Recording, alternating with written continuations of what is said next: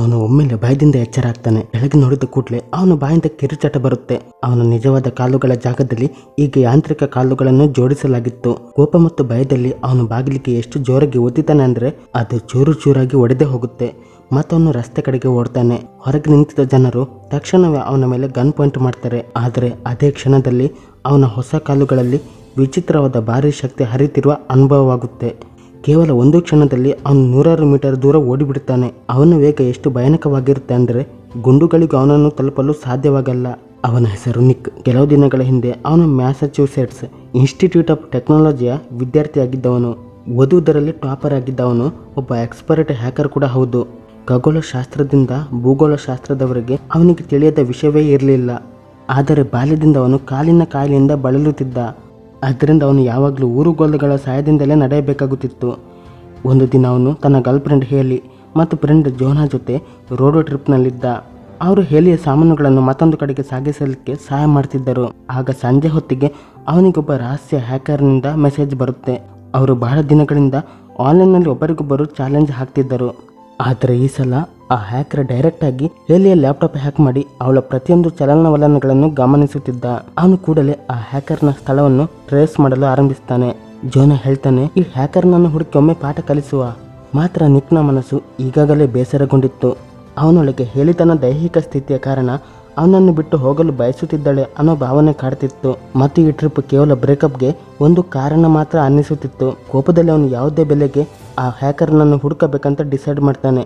ದಾರಿಯಲ್ಲೆಲ್ಲ ಆ hacker traffic ಕ್ಯಾಮರಾದಲ್ಲಿ ತೆಗೆದ ಅವರ ಕಾರಿನ ಫೋಟೋಗಳನ್ನು ಕಳಿಸುತ್ತಾ ಅವರಿಗೆ ತೊಂದರೆ ಕೊಡ್ತಾ ಒಂದರ ಮೇಲೆ ಒಂದು ಶಾಕ್ ಕೊಡ್ತಾ ಇರ್ತಾನೆ. ಕೊನೆಗೆ GPS ಲೊಕೇಶನ್ ಅವರನ್ನು ಎಲ್ಲಿಂದಲೂ ದೂರವಾದ ಕಾಡಿನ ಮಧ್ಯದಲ್ಲಿರುವ ಒಂದು ಕೇಬಿನ್ವರೆಗೆ ಕರ್ಕೊಂಡು ಹೋಗುತ್ತೆ. ನಿಕ್ ಮತ್ತು ಜೋನಾ ಒಳಗೆ ಹೋಗಿ ಎಲ್ಲವನ್ನು ರೆಕಾರ್ಡ್ ಮಾಡುತ್ತಾ ಹುಡುಕಾಟ ಆರಂಭಿಸ್ತಾರೆ. ಅಷ್ಟರಲ್ಲಿ ಹೊರಗಿನಿಂದ ಹೇಲಿ ಚೀರ್ತಾಳೆ.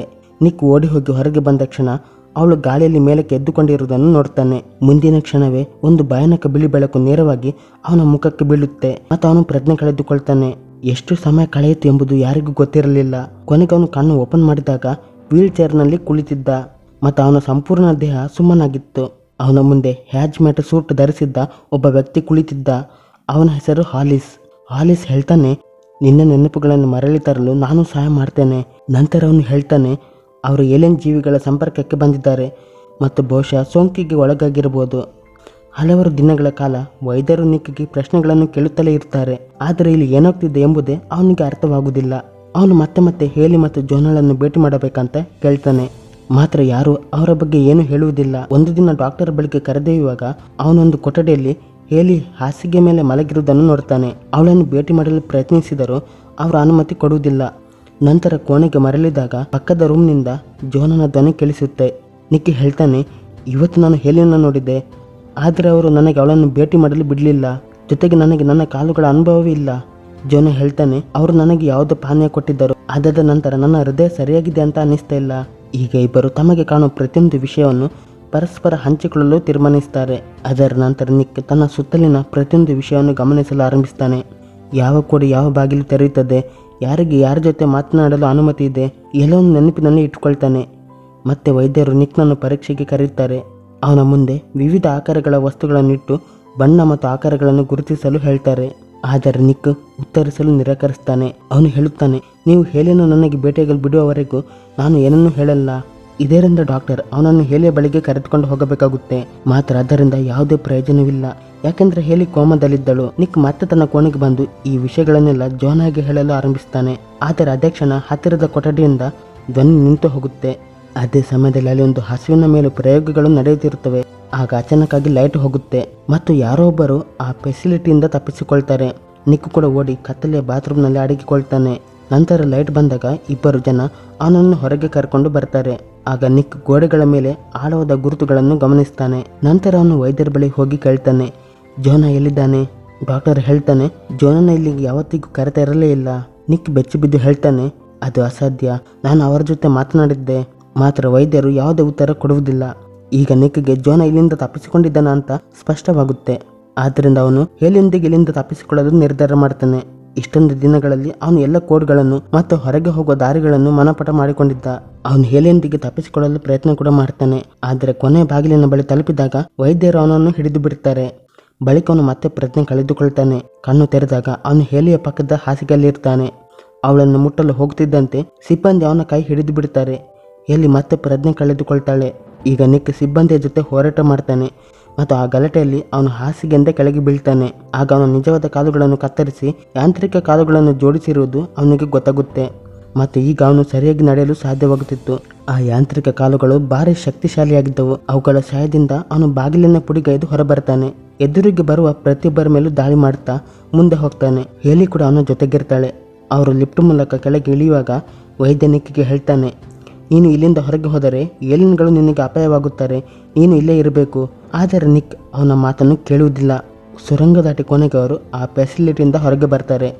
ಹೊರಗೆ ಬಂದ ಕೂಡಲೇ ಹೇಲಿಗೂ ಪ್ರಜ್ಞೆ ಬರುತ್ತೆ. ಆದರೆ ಸುತ್ತಲೂ ನೋಡಿದಾಗ ಅವರಿಗೆ ಎಲ್ಲೆಡೆ ಬತ್ತಿದ ಮರುಭೂಮಿಯಷ್ಟೇ ಕಾಣಿಸುತ್ತೆ. ಮೈಲುಗಳಷ್ಟು ದೂರ ಯಾವುದೂ ಕಾಣುವುದಿಲ್ಲ. ಕೊನೆಗೆ ಅವರು ಒಂದು ರಸ್ತೆಗೆ ತಲುಪ್ತಾರೆ. ಅಲ್ಲಿ ಒಂದು ಕಾರು ಬರುತ್ತೆ. ಅವರು ಲಿಫ್ಟ್ ಕೇಳ್ತಾರೆ. ಆ ಕಾರಿನಲ್ಲಿ ಒಬ್ಬಳು ವಯಸ್ಸಾದ ಮುದುಕಿದ್ದಳು. ಅವಳು ಅವರನ್ನು ಕರೆದೊಯ್ಯಲು ಒಪ್ತಾಳೆ. ಮಾತ್ರ ಸ್ವಲ್ಪ ದೂರ ಹೋದ ನಂತರ ವಿಚಿತ್ರವಾಗಿ ಮಾತಾಡಲು ಆರಂಭಿಸ್ತಾಳೆ. ನಂತರ ಅಚಾನಕ್ಕಾಗಿ ರಸ್ತೆ ಮಧ್ಯೆ ಕಾರು ನಿಲ್ಲಿಸಿ ಭಯಾನಕವಾಗಿ ನಗಲು ಆರಂಭಿಸ್ತಾಳೆ. ನಿಕ್ ಮತ್ತು ಹೇಲಿ ಭಯಪಟ್ಟು ಕಾರಿನಿಂದ ಇಳಿದು ಬಿಡ್ತಾರೆ. ಹತ್ತಿರದಲ್ಲಿ ಒಂದು ಗ್ಯಾಸ್ ಸ್ಟೇಷನ್ ಇರುತ್ತೆ. ನಿಕ್ ಹೇಲಿಯನ್ನು ಒಂದು ಟ್ರಕ್ ಮೇಲೆ ಕುಳ್ಳಿರಿಸಿ ಮನೆಯವರಿಗೆ ಫೋನ್ ಮಾಡಲು ಫೋನ್ ಹುಡುಕ್ತಾನೆ. ಆದರೆ ಫೋನ್ ಕೆಲಸ ಮಾಡುತ್ತಿರಲಿಲ್ಲ. ಅದೇ ಟೈಮಲ್ಲಿ ಹೇಲಿ ಕುಳಿತಿದ್ದ ಟ್ರಕ್ ಅಲ್ಲಿಂದ ಹೊರಟು ಹೋಗುವುದನ್ನು ಅವನು ಗಮನಿಸ್ತಾನೆ. ಹೇಲಿ ಕೂಡ ಅದರೊಳಗಿರ್ತಾಳೆ. ನಿಕ್ಕಿಗೆ ತಕ್ಷಣವೇ ಟ್ರಕ್ ಡ್ರೈವರ್ ವೈದ್ಯರ ಮನುಷ್ಯ ಅನ್ನುವುದು ಅರ್ಥವಾಗುತ್ತೆ. ಅವನು ತಕ್ಷಣ ಟ್ರಕ್ ಹಿಂದೆ ಓಡಲು ಆರಂಭಿಸ್ತಾನೆ. ಆಶ್ಚರ್ಯ ಅಂದರೆ ಅವನ ಯಾಂತ್ರಿಕ ಕಾಲುಗಳಿಂದ ಅವನು ಅಸಾಧಾರಣ ವೇಗದಲ್ಲಿ ಓಡ್ತಿದ್ದ. ಟ್ರಕ್ ಹತ್ತಿರ ತಲುಪುತ್ತಿದ್ದಂತೆ ಡ್ರೈವರ್ ಬಾಗಿಲು ತೆರೆದು ಅವನನ್ನು ಕೆಳಗೆ ಬೀಳಿಸ್ತಾನೆ. ಆದರೂ ನಿಕ್ ಮತ್ತೆ ಎದ್ದು ಟ್ರಕ್ ಬೆನ್ನಟ್ತಾನೆ. ಟ್ರಕ್ ತುಂಬ ವೇಗದಲ್ಲಿದ್ದರೂ ಅವನು ಅದನ್ನು ತಲುಪಿ ಬಿಡ್ತಾನೆ. ಟ್ರಕ್ ಒಳಗೆ ಹೇಲಿಗೆ ಒಂದು ಗನ್ ಸಿಗುತ್ತೆ. ಅವಳು ಡ್ರೈವರ್ ಮೇಲೆ ಗನ್ ತೋರಿಸ್ತಾಳೆ. ನಂತರ ಇಬ್ಬರು ಅವನನ್ನು ಹೊರಗೆ ತಳ್ಳಿಬಿಟ್ಟು ಟ್ರಕ್ ಅನ್ನು ತೆಗೆದುಕೊಂಡು ತಪ್ಪಿಸಿಕೊಳ್ತಾರೆ. ಬಹಳ ದೂರ ಪ್ರಯಾಣ ಮಾಡಿದ ಬಳಿಕ ರಸ್ತೆ ಕೊನೆಗಾಣುತ್ತೆ. ಅವರಿಗೆ ಹಿಂತಿರುಗಲೇಬೇಕಾಗಿತ್ತು. ಆದರೆ ಮತ್ತೆ ಅದೇ ರಸ್ತೆಗೆ ವಾಪಸ್ ಬಂದಿರುವುದು ಅವರಿಗೆ ಗೊತ್ತಾಗುತ್ತೆ. ಹತ್ತಿರದಲ್ಲಿ ಒಂದು ವಿಸಿಟರ್ ಸೆಂಟರ್ ಇರುತ್ತೆ. ಅವರು ಒಳಗೆ ಹೋಗಿ ಅಲ್ಲೇ ಮ್ಯಾಪ್ ನೋಡ್ತಾರೆ. ಆಗ ಅವರಿಗೆ ಇಡೀ ಪ್ರದೇಶದಲ್ಲಿ ಒಂದೇ ಒಂದು ರಸ್ತೆ ಇರುವುದು ಗೊತ್ತಾಗುತ್ತದೆ. ನಿಕ್ಕಿಗೆ ಏನೂ ಅರ್ಥವಾಗುವುದಿಲ್ಲ. ಇದೇ ವೇಳೆ ಹೇಲಿ ಆರೋಗ್ಯ ಮತ್ತಷ್ಟು ಕೆಡುತ್ತಿರುತ್ತೆ. ಆದ್ದರಿಂದ ಅವರು ಆ ರಾತ್ರಿ ಅಲ್ಲೇ ಉಳಿಯಲು ತೀರ್ಮಾನ ಮಾಡ್ತಾರೆ. ಆ ರಾತ್ರಿ ಡಾಕ್ಟರ್ನವರ ಜನರು ಅಲ್ಲಿಗೆ ಬರ್ತಾರೆ. ನಿಕ್ ಮತ್ತು ಹೇಲಿ ಅಡಗಿಕೊಳ್ತಾರೆ. ಅಡಗಿಕೊಂಡಿರುವಾಗ ಅವರಿಗೆ ಜೋನಾ ಕಾಣಿಸ್ತಾನೆ. ಇದೇ ಮೊದಲು ತಪ್ಪಿಸಿಕೊಂಡಿದ್ದ ಜೋನಾ. ಆದರೆ ಈಗ ಅವನ ಕೈಗಳು ಸಂಪೂರ್ಣವಾಗಿ ಯಾಂತ್ರಿಕ ಕೈಗಳಾಗಿ ಬದಲಾಗಿದ್ದವು. ನಿಕ್ನ ಕಾಲುಗಳಂತೆ ಜೋನಾಗೆ ಯಾಂತ್ರಿಕ ಕೈಗಳನ್ನು ಅಳವಡಿಸಲಾಗಿತ್ತು. ಅದಕ್ಕಾಗಿ ಅವನು ತಪ್ಪಿಸಿಕೊಳ್ಳುವಾಗ ಗೋಡೆಗಳಲ್ಲಿ ಆಳವಾದ ಗುರುತುಗಳು ಮೂಡಿದ್ದವು. ನಿಕ್ ತನ್ನ ಕೈ ಮೇಲಿದ್ದ ಅದೇ ಸಂಖ್ಯೆಯನ್ನು ಹೇಲಿಯ ಕುತ್ತಿಗೆ ಮೇಲೆ ನೋಡ್ತಾನೆ. ಜೋನಾ ಹೇಳ್ತಾನೆ, ಈ ಸಂಖ್ಯೆಗಳ ಮೊತ್ತ 51 ಆಗುತ್ತದೆ. ಅಂದರೆ ನಾವು ಏರಿಯಾ 51 ಇದ್ದೇವೆ. ಇಲ್ಲಿ ವಿಜ್ಞಾನಿಗಳು ಹೊಸ ಪ್ರಯೋಗಗಳನ್ನು ಮಾಡ್ತಾರೆ. ನಮ್ಮ ಮೇಲೆ ಪ್ರಯೋಗ ಮಾಡ್ತಿದ್ದಾರೆ. ನಿನ್ನ ಕಾಲುಗಳನ್ನು ನನ್ನ ಕೈಗಳನ್ನು ಬದಲಾಯಿಸಿದ್ದಾರೆ. ಅವರಿಗೆ ನಾವು ಲ್ಯಾಬ್ನ ಇಲಿಗಳಷ್ಟೇ. ಮತ್ತೊಂದು ದಿನ ಅವರು ಮತ್ತೆ ಟ್ರಕ್ನಲ್ಲಿ ತಪ್ಪಿಸಿಕೊಳ್ಳಲು ಹೊರಡ್ತಾರೆ. ಸ್ವಲ್ಪ ದೂರ ಹೋದ ಮೇಲೆ ಒಂದು ಚೆಕ್ ಪೋಸ್ಟ್ ಕಾಣುತ್ತದೆ. ಅವರು ಟ್ರಕ್ಕನ್ನು ಅದರಲ್ಲಿ ದಾಟಿಸಲು ಪ್ರಯತ್ನ ಪಟ್ಟರು. ಸೈನ್ಯ ಒಂದು ದೊಡ್ಡ ಪಿಲ್ಲರ್ ವ್ಯವಸ್ಥೆಯಿಂದ ಅವರನ್ನು ತಡೆಯುತ್ತೆ. ಆ ಪಿಲ್ಲರನ್ನು ತೆಗೆದುಹಾಕಲು ಕಂಪ್ಯೂಟರ್ ಸಿಸ್ಟಮ್ನ ಹ್ಯಾಕ್ ಮಾಡಬೇಕು. ಜೋನಾ ಲ್ಯಾಪ್ಟಾಪ್ ಇರೋ ಕೋಣೆಗೆ ಹೋಗ್ತಾನೆ. ಆದರೆ ಕೋಡ್ ಹಾಕೋ ಮುನ್ನ ಒಂದು ಗುಂಡು ಅವನ ಕಣ್ಣಿನ ಗಾಜಿಗೆ ತಾಗುತ್ತೆ. ಅವನ ದೃಷ್ಟಿ ಮಂಕಾಗುತ್ತೆ. ಇದರಿಂದ ಅವನಿಗೆ ಕೋಡ್ ಹಾಕಲು ಸಾಧ್ಯವಾಗಲ್ಲ, ಹ್ಯಾಕ್ ಮಾಡಲು ಕೂಡ ಸಾಧ್ಯವಾಗಲ್ಲ. ಕೊನೆಗೆ ಅವನು ಹೊರಗೆ ಬಂದು ತನ್ನ ಯಾಂತ್ರಿಕ ಕೈಗಳ ಭಾರಿ ಶಕ್ತಿಯಿಂದ ಆ ಪಿಲ್ಲರನ್ನು ಒಡೆದು ಹಾಕ್ತಾನೆ. ನಿಕ್ ಮತ್ತು ಹೇಲಿ ಅಲ್ಲಿಂದ ತಪ್ಪಿಸಿಕೊಳ್ತಾರೆ. ಆದರೆ ಜೋನಾ ಅಲ್ಲಿ ಉಳಿದು ಬಿಡ್ತಾನೆ. ಅವನ ದೇಹಕ್ಕೆ ಈಗಾಗಲೇ ಹಲವಾರು ಗುಂಡುಗಳು ತಗುಲಿದ್ದವು. ಜೋನನ ತ್ಯಾಗವನ್ನು ನೋಡಿ ನಿಕ್ ಮತ್ತು ಹೇಲಿ ಕಣ್ಣೀರಿಡ್ತಾರೆ. ಮುಂದೆ ಸಾಗುತ್ತಾ ಕೊನೆಗೆ ಅವರು ಒಂದು ದೊಡ್ಡ ಸೇತುವೆ ತಲುಪ್ತಾರೆ. ಸೇತುವೆ ಮಧ್ಯದಲ್ಲಿ ವೈದ್ಯನು ನಿಂತಿದ್ದ. ಅವರ ಟ್ರಕ್ ಅವನ ಬಳಿಗೆ ತಲುಪುವ ಮುನ್ನವೇ ವೈದ್ಯರ ಜನರು ರಸ್ತೆ ಮೇಲೆ ಏನೋ ಎಸೆಯುತ್ತಾರೆ. ಅದರಿಂದ ಟ್ರಕ್ ಟೈರ್ ಸಿಡಿದು ಟ್ರಕ್ ಉರುಳಿ ಬಿಡುತ್ತೆ. ಹೇಲಿ ಭಾರಿ ಗಾಯಗೊಂಡು ಪ್ರಜ್ಞೆ ಕಳೆದುಕೊಳ್ತಾಳೆ. ಅದೇ ಸಮಯದಲ್ಲಿ ಒಂದು ಹೆಲಿಕಾಪ್ಟರ್ ಬಂದು ಅವಳನ್ನು ಕರ್ಕೊಂಡು ಹೋಗುತ್ತೆ. ನಿಕ್ ಕೂಡ ಗಂಭೀರವಾಗಿ ಗಾಯಗೊಂಡಿದ್ದರೂ ಮತ್ತೆ ಎದ್ದು ನಿಲ್ತಾನೆ. ಆಗ ಅವನ ಕಣ್ಣಿಗೆ ವೈದ್ಯರ ಟ್ಯಾಗ್ ಕಾಣುತ್ತೆ. ಅದರಲ್ಲಿ ಡೇಮನ್ ಅಂತ ಬರೆದಿರುತ್ತೆ. ಅದನ್ನು ಅವನು ಹಿಂದೆ ಮುಂದೆ ಓದಿದಾಗ ಅದು ನೋಮ್ಯಾಡ್ ಆಗುತ್ತೆ. ಇದೇ ಅವರಿಗೆ ಮೆಸೇಜ್ ಕಳಿಸುತ್ತಿದ್ದ ಹ್ಯಾಕರ್ನ ಹೆಸರು. ಇದರಿಂದ ನಿಕ್ಕಿಗೆ ಒಂದು ಸತ್ಯ ಗೊತ್ತಾಗುತ್ತೆ. ವೈದ್ಯನೇ ಆ ರಹಸ್ಯ ಹ್ಯಾಕರ್ ಆಗಿದ್ದ. ವೈದ್ಯ ಹೇಳ್ತಾನೆ, ಹೌದು, ನಿಮ್ಮ ಕಾಲೇಜ್ ಸರ್ವರ್ ಹ್ಯಾಕ್ ಮಾಡಿದ್ದು ನಾನೇ. ಅದರ ಆರೋಪವನ್ನು ನಿಮ್ಮ ಮೇಲೆ ಹಾಕಿದೆವು. ಹೇಲಿಯ ಸಿಸ್ಟಮ್ ಕೂಡ ನಾವು ಹ್ಯಾಕ್ ಮಾಡಿದ್ದೇವೆ. ನಿಮ್ಮನ್ನು ಇಲ್ಲಿ ತರಲು ನಾವು ಉದ್ದೇಶಪೂರ್ವಕವಾಗಿ ಕಣಕಿದ್ದೆವು. ಇಂದು ನಿಮ್ಮ ಸ್ನೇಹಿತರ ಸ್ಥಿತಿಗೆ ನೀನೇ ಕಾರಣ. ನಂತರ ಅವನು ನಿಜವಾದ ರಹಸ್ಯ ಹೇಳ್ತಾನೆ. ನಾವು ಮಾನವರ ಮೇಲೆ ಏಲಿಯನ್ ತಂತ್ರಜ್ಞಾನವನ್ನು ಬಳಸ್ತೇವೆ. ಇದುವರೆಗೆ ನಾವು ಪ್ರಯೋಗ ಮಾಡಿದವರಲ್ಲಿ ನೀನೇ ಅತ್ಯಂತ ಯಶಸ್ವಿ ವ್ಯಕ್ತಿ. ನಿನ್ನ ದೇಹ ಮತ್ತು ಮೆದುಳು ಈ ಯಾಂತ್ರಿಕ ಕಾಲುಗಳಿಗೆ ಸಂಪೂರ್ಣ ಹೊಂದಿಕೊಂಡಿವೆ. ಅಂದರೆ ನೀನು ನಮ್ಮ ಅತ್ಯಂತ ಯಶಸ್ವಿ ಪ್ರಯೋಗ.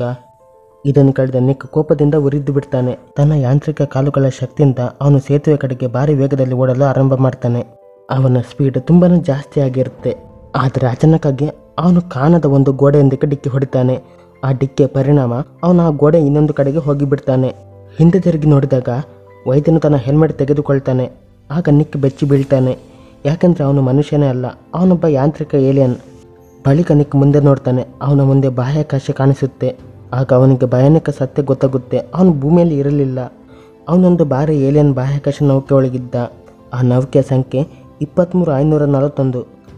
ಅದೇ ಸಂಖ್ಯೆ ನಿಕ್ನ ಕೈ ಮತ್ತು ಹೆಲಿಯ ಭುಜದ ಮೇಲೆ ಬರೆಯಲಾಗಿತ್ತು. ಅಂದರೆ ಅದು ಏರಿಯಾ 51 ಅಲ್ಲ, ಅದು ಯಾಂತ್ರಿಕ ಏಲಿಯನ್ಗಳ ಬಾಹ್ಯಾಕಾಶ ನೌಕೆ. ಅವರು ಮಾನವರ ಮೇಲೆ ತಮ್ಮ ತಂತ್ರಜ್ಞಾನ ಪರೀಕ್ಷೆ ಮಾಡ್ತಿದ್ದರು. ಇಲ್ಲಿಗೆ ಈ ಸಿನಿಮಾ ಕಥೆ ಮುಗಿಯುತ್ತೆ.